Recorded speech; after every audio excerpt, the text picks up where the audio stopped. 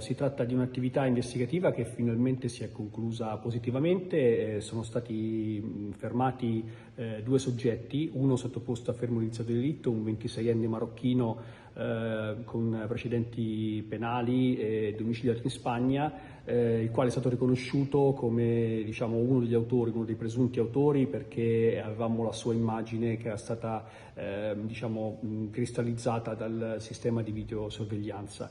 Mentre l'altro soggetto, un 28enne rumeno, domiciliato in provincia di Verona, è stato denunciato nella stessa circostanza in stato di libertà perché abbiamo trovato gli stessi indumenti e le scarpe che erano indossati dal complice, ripreso appunto catturato dal sistema di videosorveglianza durante la rapina. Ecco, erano ritornati a Conegliano.